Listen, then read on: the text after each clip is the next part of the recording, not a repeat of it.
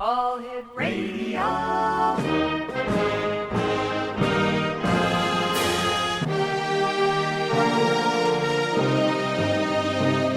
Welcome to the X Zone, a place where fact is fiction and fiction is reality. Now, here's your host, Rob McConnell.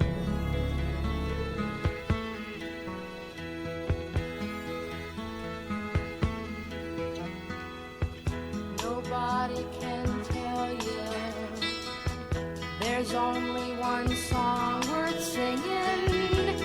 They may try and sell you 'cause it hangs them up to see someone like you. But you've gotta make your own kind of music, sing your own special song, make your own kind of music, even if nobody else sings along.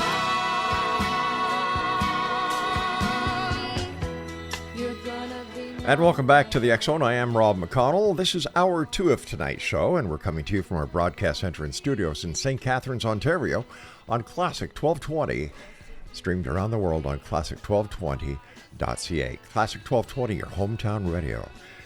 My guest this hour is a lady that I've had the pleasure of having on the show and knowing for a number of years. Dr. Georgina Cannon is her name, and Dr. Cannon is based in Toronto, Ontario, and we're going to be talking about hypnosis as well as other aspects of the conscious mind, the unconscious. But we're going to be talking to Georgina about her latest book. It's called 20 Ways to Find the True You. Joining me now from Toronto is Georgina Cannon. And Georgina, welcome back to the X Zone. Oh, thank you. It's a pleasure to be here. And I sort of recognize that music you were playing somehow. Yeah, you know, I've got a good friend whose intro used to be that all the time. Oh, wait a minute. It was you. Right. So good talking to you. Yes. So good talking to you. You're such a busy lady. I appreciate you taking time out of your schedule to join us here tonight. Well, thank you so much for the invite. It's always fun together. Yeah, we have fun. That's what life is all about, isn't it? Supposed to be, anyway. Tell me about, first of all, Georgina, for all the listeners who may not have had the opportunity of hearing you on the show before, can you tell them about yourself? Who is Georgina Cannon? She is an author, a clinician who works with hypnosis and regression therapy. And I started off in England as a journalist, came to Canada as a journalist, and morphed that into a public relations company, which grew, and that was purchased by a very large public relations company. And I was there as their creative director for many years, and then they promoted me to managing director, and I became managing director for Canada for 4 branches across the country. Wow. And after a while, I got, it was a lot. It was corporate. It was very seductive, and it was fun because I'd travel the world representing them, and they'd send me off to different countries, helping different companies do creative planning sessions. So one week I'd be in Hong Kong, and another week, I'd be in Germany. Another week I'd be in London, England. So it was, as I said, it was seductive. But after a while, it got a little heavy. As one of only 3 senior women worldwide, I was dismissed a lot. Because in those days, women didn't have much to say in corporate. We'd be shushed all the time or ignored all the time. And I just realized it was not something I wanted to do for the rest of my life. So I left and took a year off and studied Reiki, Gestalt therapy, and other forms of therapy like psychodrama therapy. Oh, my goodness. And discovered hypnosis. I said, oh, my goodness, you're so busy all the time. And then you discovered hypnosis. What was it about hypnosis that drew you to it as one of the major topics and the major disciplines that you've embellished? It got me excited because I suddenly realized that's what drives us. That is the engine that drives us, our subconscious mind. And once I learned that 85 to 90% of what we do each day is what we do every day, it's automatic. And that's where all our habits and patterns come from. And if we want to change our habits and patterns, both emotional and physical, then we have to access the subconscious mind. I got really excited about it. And from there, I studied past lives and interlife and interplanetary and developed genetic going back in time, all the way back, and did the source in regression work. It's just amazing. It's just beautiful, because that's where we are in our subconscious mind most of the time. That's our pathway to spirituality.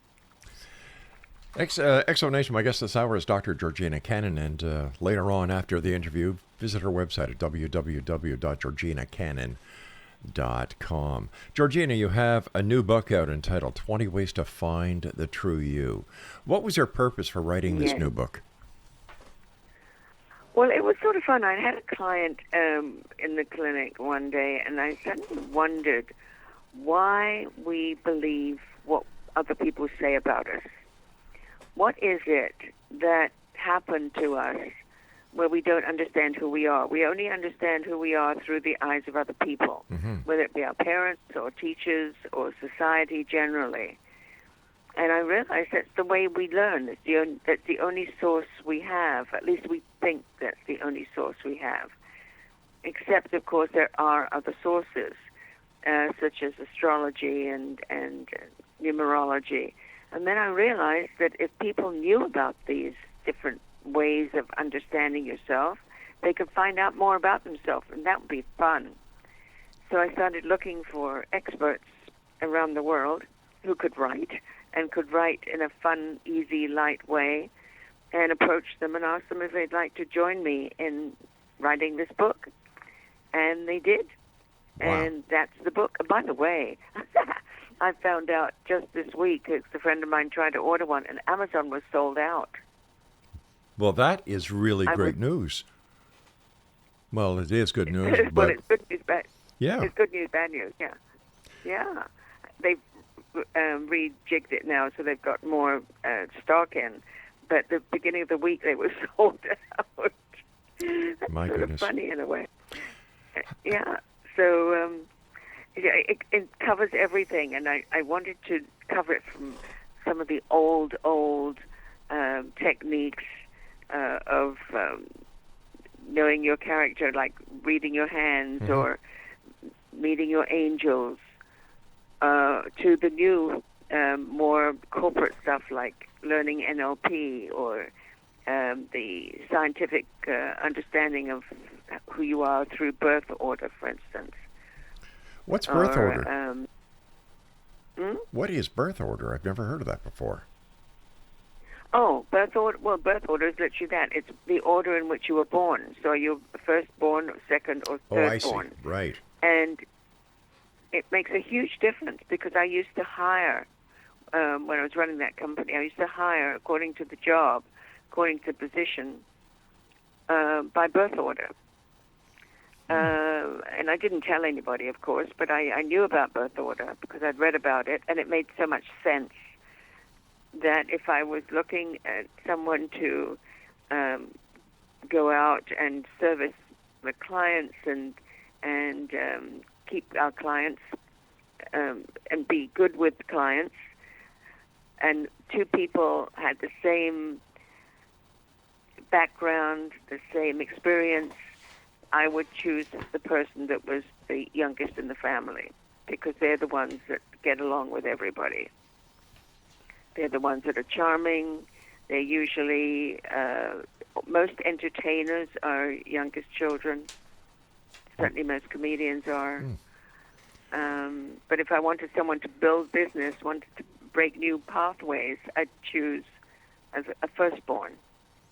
And what about the... Everything else being equal. Yeah, but what about the middle child, for example, if there were more than two children? A lot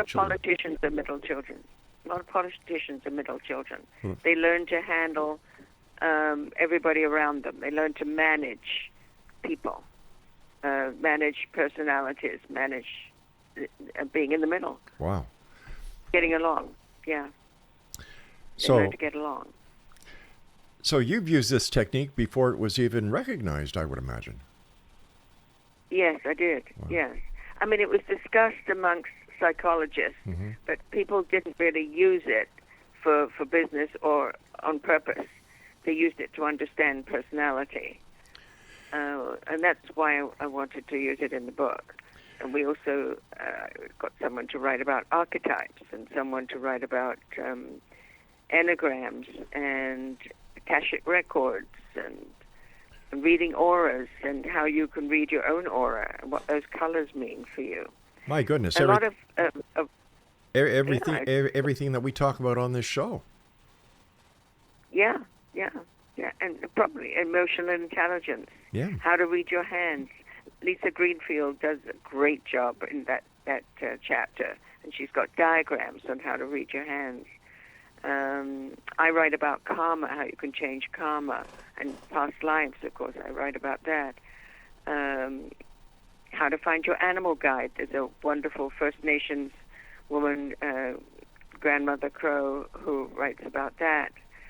It's just fascinating, and what happens is at the end of each chapter, because you've learned, there's a little quiz about what did you learn about yourself, and do this, and right at the end of the book, you put it all together, and you introduce yourself to your new self. So what you found out about yourself through your numerology, or your Akashic records, or your past lives, or your archetypes. And so you've got a new version of who you are, and a new version of all the facets of you. And people are loving it. I don't doubt it. I really don't doubt it. Yeah. You were mentioning NLP, neuro-linguistic programming. I remember talking about that 30 years ago with Cliff Preston from Niagara Falls.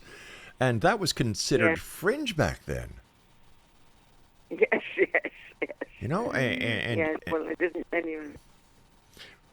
Well, it's because we've learned to accept so much over the years.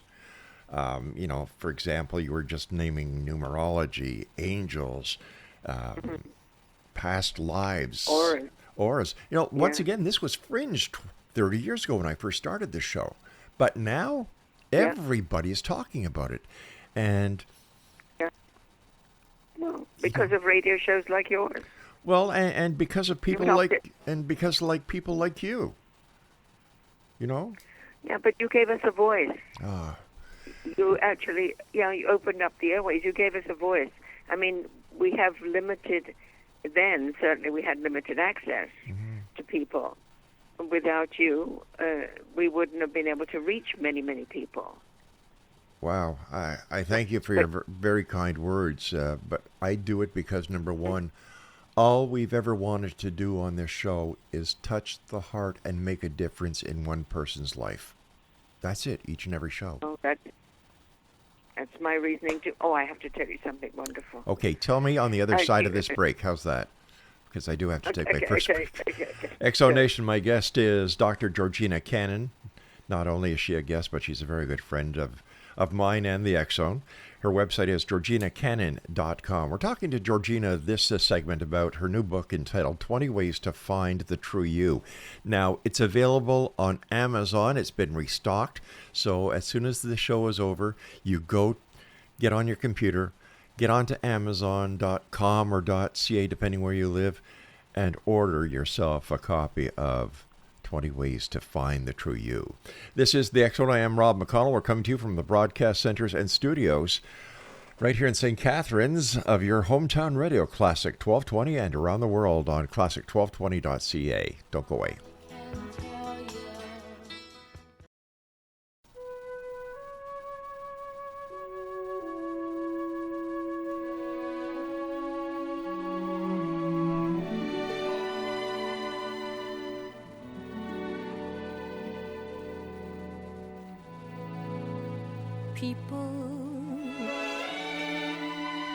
People who need people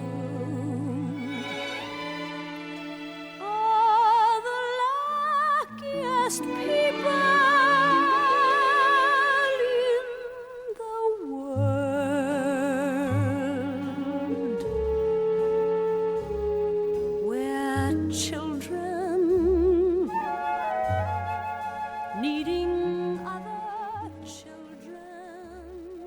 Exonation, that is Barbara Streisand singing People Who Need People. This is the X-Zone. I am Rob McConnell, coming to you from our broadcast center and studios in St. Catharines, Ontario, Canada, on Classic 1220, your hometown radio. And we're streamed around the world on www.classic1220.ca. Dr. Georgina Cannon is my guest this hour. Her website, georginacannon.com. And we're talking about her new book that is out, that's available on Amazon, 20 Ways to Find the True You. What was your favorite chapter in your new book, Georgina? Well, that's hard for me to choose because it depends on the day. But finding your animal guide, I love. Mm-hmm. I also love the idea of archetypes, and I use that in my work sometimes with clients. I'm talking about chapters that other people have written. The birth order, of course, because it confirms what I already knew, and we always agree with people who agree with us. I mean, we always think they're smart because we agree with them. I think that's always funny. And there's a wonderful chapter on creativity as well. Everybody thinks they're not creative, but there are 4 different types of creativity, which is interesting. And I didn't know that until I spoke to the person that wrote that chapter. So it's a fascinating book, and even if, I can say that because I didn't write every chapter. I'm not sort of patting myself on the back here. I just find these people extraordinary. They're very giving. They're very loving people because they want to do the best for humanity, and they do it in the way that they're trained to do it. And it's such a pleasure working with them. You were going to tell me something before we went on the break. Before we went to the break, and I don't know if you can recall what it was or not. Yeah, you mentioned something, and I said that you gave us voice. Yes. And it was something that was important. One of the things I do, I don't know if you remember, but every Friday I do a meditation on Zoom. Yes. And people from around the world join us, and maybe sometimes we have 10 people, sometimes we have 50 people. Well, today we had about 30, but as it closed, one woman said to me, "You know, Georgina, this is such a blessing because in this time of uncertainty, when we can't even rely on governments being who we thought they were, everything is up in the air, everything is happening that is so unfortunate. We can rely on this at noon every Friday. We know you're going to be there." And I found that so moving. It is. Part of it, and the other part, yeah, because it was like her stone, a touchstone for her. But that's who you are, Georgina. That's who you are. But that was such a lovely thing for her to even say or even think. Mm-hmm. And she said it. And that was the same feeling that I had about what you used to do for us in the wilderness. You gave us voice. It was my great pleasure and honor. The best part about it was I got to meet great people like you and have developed friendships with great people like you over the years. So it is I who thank you and all the people that listen to this show and who have listened to us over 30 years. My good heavens. Yes. We that old. You're only as old as you feel, right? That's true. Okay. Yes. Yeah. You said that one of your favorite chapters was on archetypes. Can you explain why? Yes, because again, it helps us understand the different parts of us. You know, I believe we're made up of many, many facets. Each one of us. We're all good. We're all bad. We're all smart. We're all stupid. We're all kind. We're all unkind. And it's the piece we choose to use of ourselves every day that makes us who we are. Because we're capable of anything, both good and bad. And I think everybody is. So when you talk about archetypes, we have all those pieces. Carl Jung gave us the different archetypes. And we can look through that list and say, okay, these are my top 5, the pieces of me that I most like. So how can I use those for my benefit? How can I use those to make the best of me in my connection to humanity, to the universe. So again, it gives us an understanding. And when I'm working with a client and it's that they're sort of lost and they don't know who they are, or they've got a major problem they can't make a decision about. Yeah. Should they change countries? Should they change jobs? Should they change partners or whatever? One of the ways I help them, and it's only one of the ways I help them find the solution, is to imagine their archetypes, their top 5 archetypes, sitting around a table, a boardroom table, with them and their young child, their inner child, their own young self. And they ask the question of each of those parts of them. So they get a different point of view from something that they would get other than they would get normally as a automatic reflection. You know, should I leave the city? Well, no, because you don't know anybody there. That's the automatic response. But ask each one, ask that part of you that's, I don't know, the caregiver, the adventurer, the child, the magician, whatever it is, that the part of you, and you'll get different answers. And client gets so excited because they've got the answers that they didn't realize they can take into consideration. And it makes the decision much wider, much more depth. So it's not an automatic response. It's a considered response using all the parts of them, all the parts of their personality and all the parts of their emotions that they hadn't recognized. That's why I like it. It seems that this book allows the person to read the book, do the survey or the little bit at the end of each chapter, and then they get to have, they've been actually basically gone into themselves and put themselves in the book, and they see the whole new them as everybody else would see them. Yeah, or suddenly everybody else might see them differently. Right.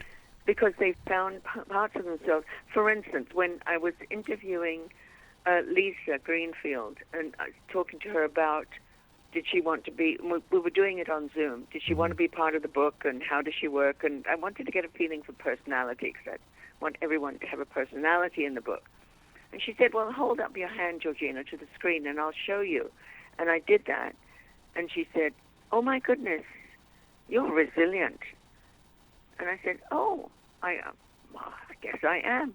And it suddenly dawned on me, if I'd have known that when I was 20 or 25, that would have made a huge difference in my life, that I had that ability to be resilient. So this book allows people to get a better idea of where they can go, what their strengths are, what their weaknesses are, and how they can basically improve the weaknesses to make them strengths. Yes. Wow. Yes. Yeah, or uncover strengths that they didn't know they had, that they took for granted and couldn't use. It's like a muscle you don't use. Right. Fascinating. Now you wrote that's why it's exciting. You wrote the chapters on karma and past lives, right? Yes, I did. Karma is a big thing. Everywhere I go, people talk about karma. You know, what goes around comes around, and paybacks are a beep.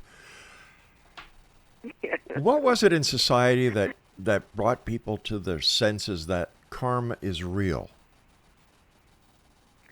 I think people are always looking to blame something for things going wrong. You know, if you're not blaming your mother or your father or your boss or the government or somebody, it's usually your mother. True. But you've got to blame something, so you blame karma. And there is a reason for that. Some religions understand that we do bring in patterns from previous lifetimes. But those patterns, if they're recognized, can be changed. And it's part of the soul growth to change those patterns, which is why we bring them in, because we have to, for instance, if you have a series or pattern of being a victim in previous lifetimes, then it's up to you to recognize that. If you're born into a family in this life that was abusive, so you become a victim again, then you need to do something about it, because if you stay in life blaming and don't do anything and take charge of yourself, then you'll have to come back and do it again until you get it right, because the soul won't grow, and otherwise you'll just keep repeating yourself. So changing karma and understanding karma is very important if you want to thrive and grow and participate in the tapestry of humanity in a life-fulfilling way. It's important to really find out who and how you are, and what your strengths are, and what it is that needs adjustment. What your patterns are that don't serve you well, or it doesn't serve anybody well right now. When I hear about coming back because the soul hasn't learned what it needs to learn, I often wonder, well, how many times do we come back? And what happens once we've learned all the lessons? What happens then?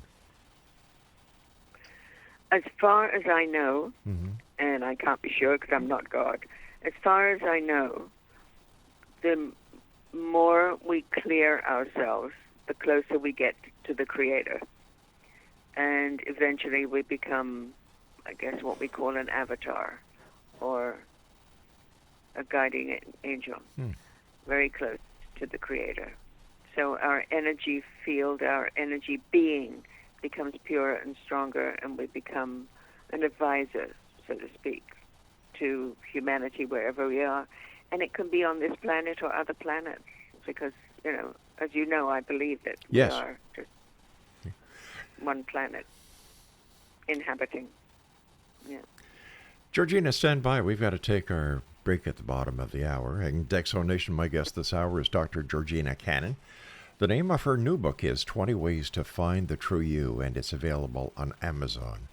If you'd like to contact Dr. Cannon, or if you'd like to take a look at her website and all the great articles that she has there, visit her website at georginacannon.com. And Dr. Cannon is located in Toronto, Ontario, just on the other side of Lake Ontario from where we are here in St. Catharines.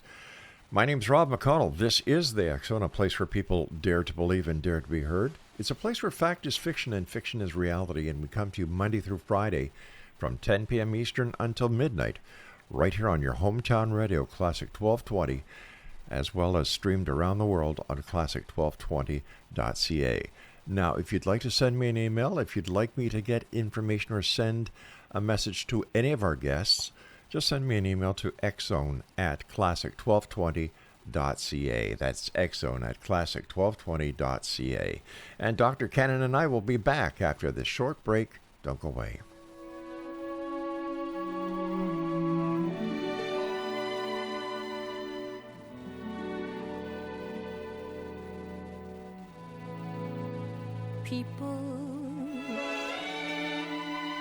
People who need people.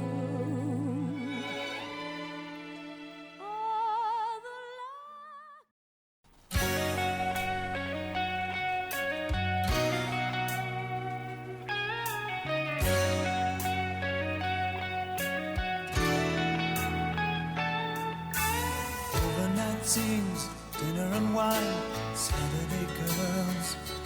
I was never in love, never had the time in my hustle and hurry world. Laughing myself to sleep, waking up lonely. I needed someone to hold me, oh. It's such a crazy old town, it can drag you down till you run out of dreams. So you party all night to the music and lights, but you don't know what happiness means. I was dancing in the dark with strangers. And welcome back, X-Zone Nation. We're still coming to you from our broadcast center and studios in St. Catharines, Ontario, Canada, on your hometown radio, Classic 1220, and streamed around the world on classic1220.ca.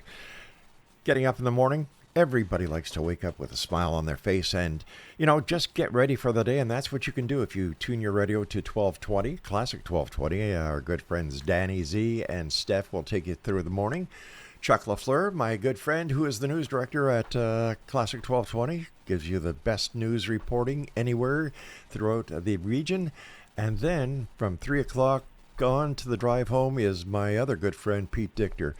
And that can all be found and listened to and read all about the personalities and the shows that are available to you right here on Classic 1220 by visiting our website, www.classic1220.ca. Georgina, past lives. Another very popular topic these days. Yes. These days, yes. These days, no, the popularity. It seems that everything that was talked about when the New Age came out, going back 30 years ago again, people questioned it, but now everybody's talking about it. And I was listening to a couple the other day that were standing in line to get something at one of the restaurants here, and the young girl turned to her friend and she says, "Well, what do you think you were in your past life?" And the other one says, I don't know. I never gave it any thought. And then she said, "Well, you should learn about this. It's really interesting stuff." Yeah, and she went on and on. I'm saying, my God, and this young lady must have been about, in her early 20s. Yeah. Well, thanks to some good authors, apart from me, and some good teachers, it's got out there. And people like Deepak Chopra have done amazing work around that, of course. I love that man and his teachings. I particularly love him because he keeps telling people, "I'm not your guru," right? I'm just a teacher. Yeah. So go away. I'll teach you what I know. Now go away and use it or not. But I love him. He doesn't bomb followers, which I think is terrific. So people like him have made it okay. And Michael Newton, of course, bless his heart, when he was alive. Right. So it's become the norm. It's become okay. I think the more uncertain the world, the more people look to spirituality for something beyond what is. Another person that I think had a lot to do with bringing it out of the closet was Shirley MacLaine. No question. Yeah. How could I forget her? No question. She did a fantastic job.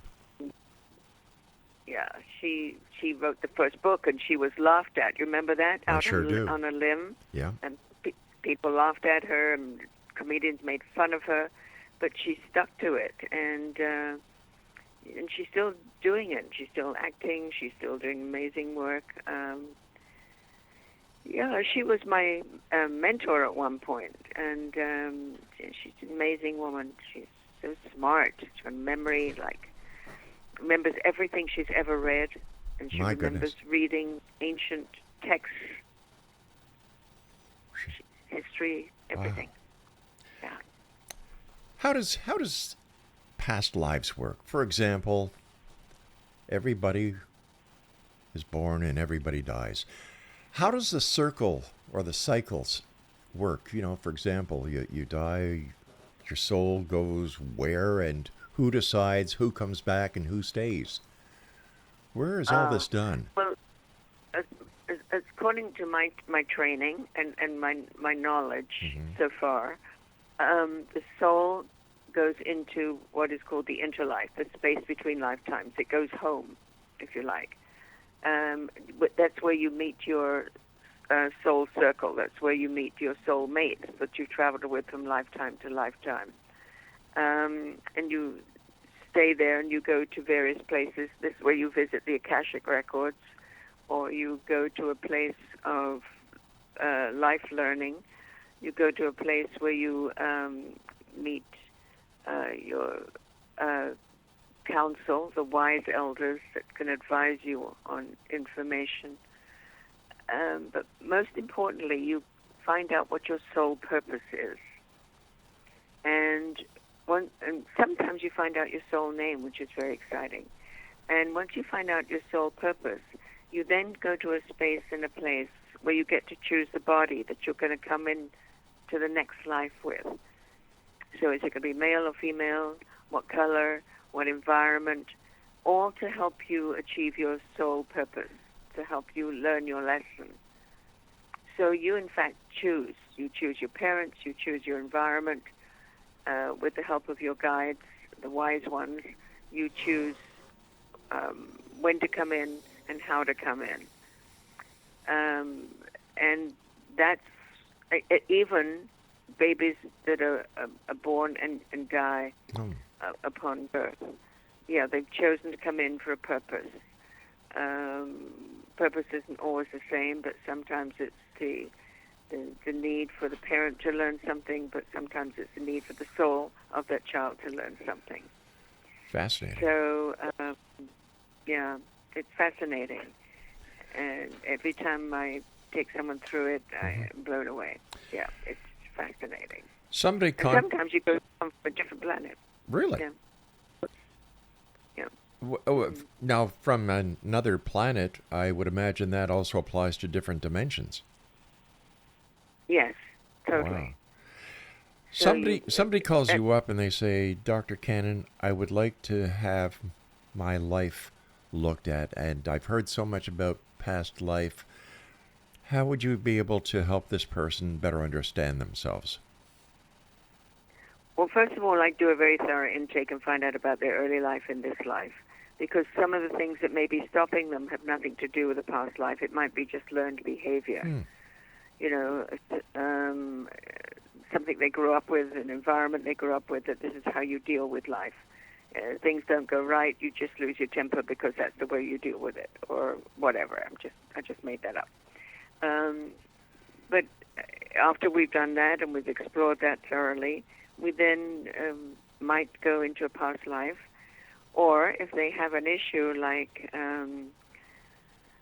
I don't know, ever since I can remember, I've always felt guilty, or ever since I can remember, I've always felt deeply sad. Doesn't matter what's going on around me, I carry this sadness. And my mother told me even when I was a kid, I seemed to be sad. That suggests to me that it might be a past life. So we would then do a past life regression session and see where that took us. And how do you proceed? How do you proceed doing the past life regression session? I facilitate the person into hypnosis, and then take them through the light, through their part of their heart, not their head, into the light, and let the light carry them back through time and space and dimension, and let the soul take them where it needs to go. We ask permission if it's okay to do it, the journey. The soul has to say yes, and then it takes us back where we need to go. And I just follow. I ask questions and I follow. Are you inside or outside? Are you male or female? About how old are you? Where are you? Are you lonely with others? What era is this? Where do you leave? You know, can you perceive you are? Sometimes people go back so far to 8th century, small village. There's no name. There's no name for the village. There's no name, you know, that's for their family. They just are called son or daughter. Right. You know, so, yeah. Has there ever been a time... I'm sorry. Yeah. And people forget sometimes that we didn't really have much conversation before the French court in the 16th and 17th centuries. Most of the conversation we had was directed at getting things done. You know, we need fire, we need food, sort of thing. We didn't chat. So language changes. It's interesting. It's fascinating. It is. Has there ever been a time when you've done a past life regression that you have just been blown away by what you're listening to? Yes, a few times. I remember once a gentleman came in and he wanted to do something with teenagers. He wanted to build a certain type of gym for street kids, and he couldn't get anybody to support it. He was very upset that the police wouldn't support him with it and that social workers wouldn't support it. So he said, I'm just going to do it on my own. So I said, okay, fine. And I thought to myself, well, that's not very good because you do need support, social justice. You're right. Getting kids off the street, you can't manage it. Anyway, so he went immediately back and he kept saying, I don't know where I am. I seem to be in water. And I said, and I thought, well, maybe he's become a dolphin. Who knows? So I said, well, what shape are you? He said, well, we are, this is his languaging, we are part of water, except when we're needed to do something, we emerge to accomplish what we need to do. And then once we've accomplished what we need to do, we go back to being in the liquid again. We become at one with the liquid. So as a group, we can accomplish, but we stay dormant until we're needed. And that sort of blew my mind, because there's no way you can make that stuff up. Yeah. So when he came out of hypnosis, he suddenly said, I guess that's my soul telling me that I have to be part of a group. So I said, yes, I suggest you look for others to join you on your journey for the children, for the kids, the street kids. I couldn't have told him. Nobody could have given him that advice. He wouldn't have listened. Self-realization. But that blew my mind. What about the first time you heard somebody who claimed to have been on another planet? That was it's never surprised me, because I've always known, somehow a part of me had known that we all come from other planets. The first time that happened was the boyfriend of a friend of mine who was studying genetics at university, and he was very matter of fact. He didn't want to know anything, but he did it because his friend thought he should, and it was just being kind to his boyfriend. So he came and he suddenly said to me, I don't know where I am, but I'm on this place, and the earth is red, and we are different looking. This is weird, Georgina. We're different looking. So I said, tell me more, and he told me more. Anyway, it turned out he was one of the scientists on a planet that had discovered that crystals had energy, and they used crystals as energy on that planet to motorize everything, or to get everything going, make everything move, whether it be transportation or whatever it was. But these scientists were working together to magnify that energy. But what they did, they were so greedy and so thoughtless and so keen on the research, that they forgot about the outcome, and they blew themselves up. They blew Oh, the my planet up. gosh. Georgina, stand by. We've got to take our final break. X-Zone Nation, Dr. Georgina Cannon is our guest, georginacannon.com. And this is the X-Zone. My name is Rob McConnell, and you're listening to us on your hometown radio, Classic 1220, and streaming around the world on classic1220.ca.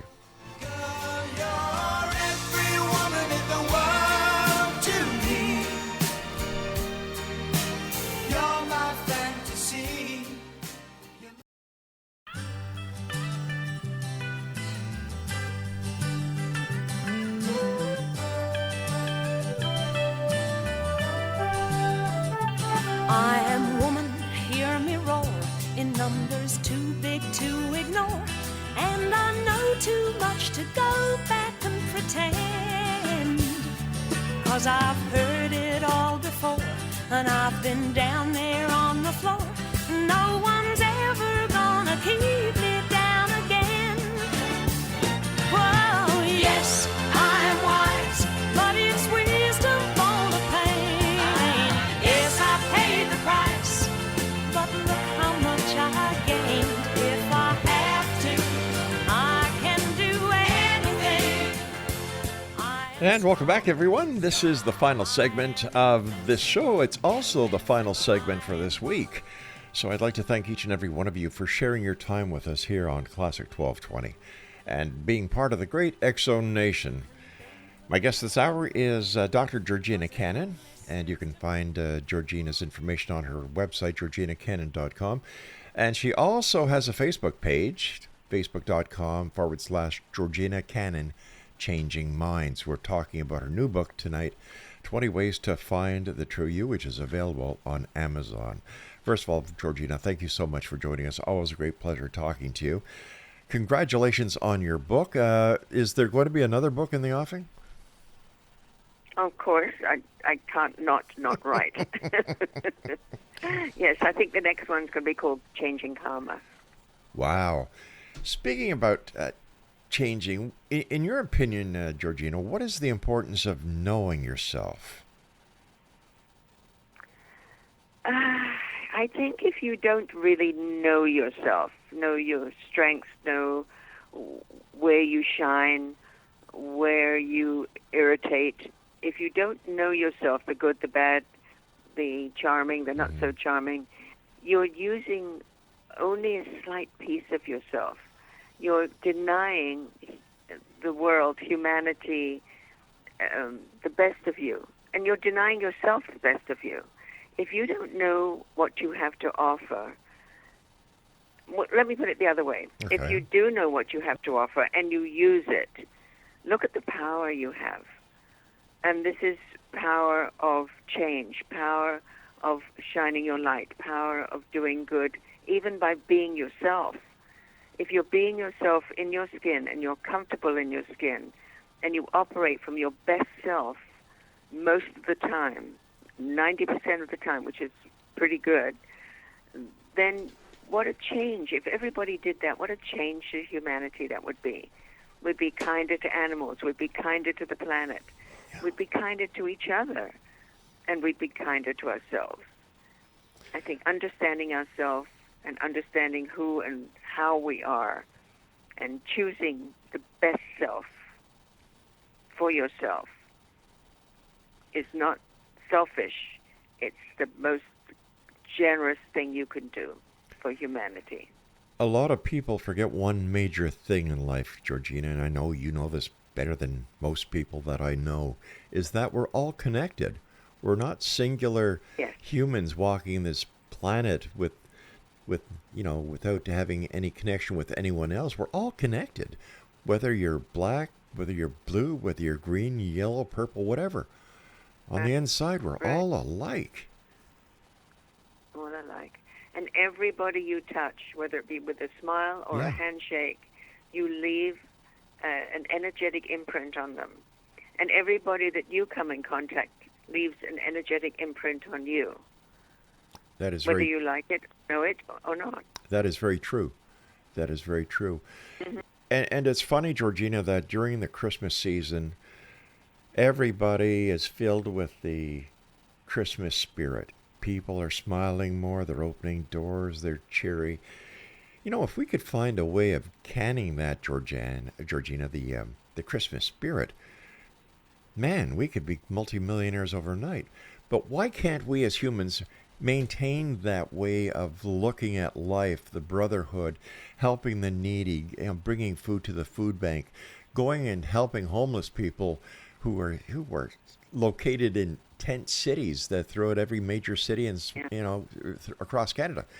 They need help. Everybody needs help. It seems that at Christmas our eyes are open, our hearts are opened, and the rest of the year it's not my business. I think it's because people don't realize it's part of them. They think it's part of Christmas. It's the opposite of blame. You know what I'm saying? They've attached it to Christmas. They haven't attached it to themselves. They don't realize that they have that ability to be that and just be that.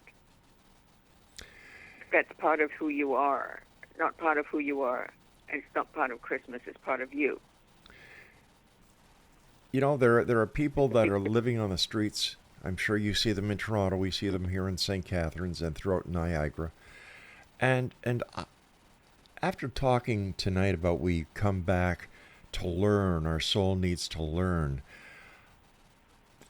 you know, remembering the people that I've met on the street who are living on the street or in encampments, the question is, why did they choose that life to come to? Why did they choose the life to come and be homeless? Or why did they choose the life to come and be addicted to drugs or alcohol? Why did they choose the life to come and be a control freak or a parent that abuses their child? You know, it makes me wonder. Well, maybe they chose the life of living on the street because they have a pattern of being a victim and they haven't learned to take themselves out of that. Or maybe they've had to learn humility. I don't know. Yeah. Unless I spoke to them and worked with them, I couldn't tell you. But there's always a reason. There's always a reason. And the addiction thing is awful, awful, awful. And the interesting thing is that people don't understand that you can be an addict of other things rather than drugs and drink and food. Big time. You can be an addict to drama, to emotion, to always being right, to always being critical. Anything that you're attached to that extent makes you an addict. You know, I think the definition of an addict is something like you can start it, but you don't know how to stop it. So, yeah. Listen, it's a question of self-understanding. Something I wanted to ask you, and I just found a note. Have you noticed a difference in people who come to see you for the different reasons after COVID? No, not really. No, No, not really. Because I'm doing everything on Zoom now anyway, so no, not really. So there's the... I find that people are much more down, much more troubled, much more introspective. I think. Having said no, I'm saying yes. Yes, they're more introspective. Are you still teaching? Oh, yes. I'm still teaching at the University of Toronto, and also privately, and my own classes. I teach hypnosis at the University of Toronto, and School of Continuing Studies, and teach past lives and life between lives. And I'm just writing a new course now about hypnosis for grief counseling, which I'll be giving in the late spring. So, yeah, I'm still teaching, still going. Yeah. Hypnosis for grief. Like the little engine that could. You are the little engine that does. Yes, it does. That's right. That's right. You know, hypnosis for grief counseling, that is a fantastic idea. Yes. That is fantastic. Yes, because, again, it's the same, subconscious mind. And so you can talk about being in grief, you can have grief groups and all sorts of things, but let's get into the subconscious and do the work there. So I'll be teaching that and running workshops and teaching hypnotists how to work with their clients using hypnosis for grief counseling. So I'm writing that workshop right now over the Christmas holiday. Yeah. Are there more and more people who want to learn hypnosis, Georgina? Yes. And more surprising people. Really? I've always, because of my corporate background, I've always had some corporate people, but I'm getting more and more unusual people, what I might call surprising people who don't call themselves spiritual or don't call themselves introspective. You know, they're doers, they're physical people. But, yeah, they're coming. My final question... Still mostly predominantly women. Yeah, go ahead. My final question for you tonight, Georgina, is after writing your book and speaking to all the different people that you had the pleasure of working with who contributed to your book, was there any important things you personally discovered about yourself that you didn't know before you wrote the book? Oh, that resilience piece that Lisa told me about. Right. I sort of just keep going, and I just keep going. I never thought about it as resilience. I just thought, oh, well, you've got to pick yourself up and just keep going. Now I've got a label on it. I wish I'd had that label when, as I said, when I was middle 20s. Oh, that was... It would have made life so much easier. Yeah. I'm still trying to figure out why they called being a senior the golden years. So. I think it's more like steel that's slightly tarnished. Or rusty. Believe it or not, I actually looked around for a book that tells people on what it's like to be a senior in the golden years, and there isn't one. Oh, you're kidding. Well, I suppose you're right. Yeah. It's a lot on health. Yeah. A lot on the body, keeping it fit. Right. A lot on the mind, keeping it fit. But there's nothing about living. That's right. As as a scene. Maybe I shouldn't think about that. Yeah, there you or go. You should think about that. No, thank you. I've got enough on my plate, so I'll let you do it. So what's, let's see, 2024 is coming up. 2024 is here already, I should say. What are your plans for the year? 2024, well, I'm continuing teaching at the university until probably the middle of the year. I've got these new workshops coming up on grief. Mm-hmm. I'm going to be focusing on a new book, Changing Karma. I'm hoping and praying for peace in the Middle East. Yeah. And that sadness. And I found out just a few hours ago that one of the reasons that we all feel so sad, and apart from that, of course, because Jerusalem is the center of energy for all spiritual practices or religions. No wonder it's cast such a heavy feeling around the world. In addition to that, we've had huge sunspot flares. So no wonder everybody's feeling a bit discombobulated. Well, that'll do it. So that'll do it, yeah. Georgina, the time has come when you and I must say so long, my dear friend. I want to thank you so much for coming on the show tonight and sharing with the X-Zone Nation. Continued success, and I look forward to the next time that you and I meet here in the X-Zone or at a nice little cabaret in Toronto drinking some of Niagara's wines. Right. Take care of yourself, Georgina. Say hello to Laura for me. I certainly will, dear. Okay. Bye-bye now. X-Zone Nation, my guest this hour has been Dr. Georgina Cannon. Her website is georginacannon.com. And you can also find her on Facebook, facebook.com/Georgina Cannon, Changing Minds. And the name of her new book is 20 Ways to Find the True You. It's available on Amazon. Well, that's it for this week. And tonight, I'll be back Monday night at 10 o'clock as once again we'll cross the time-space continuum to this place that I call the X-Zone. It's a place where people dare to believe and dare to be heard. It's a place where fact is fiction and fiction is reality. And we're heard Monday through Friday from 10 p.m. Eastern until midnight. I nearly said 2 a.m. Nope, midnight. As we come to you from your hometown radio right here on Classic 1220 and streamed around the world on classic1220.ca. So until next we meet, my friends, have a safe weekend and always remember to keep your eyes to the sky and your heart to the light. Good night, everyone.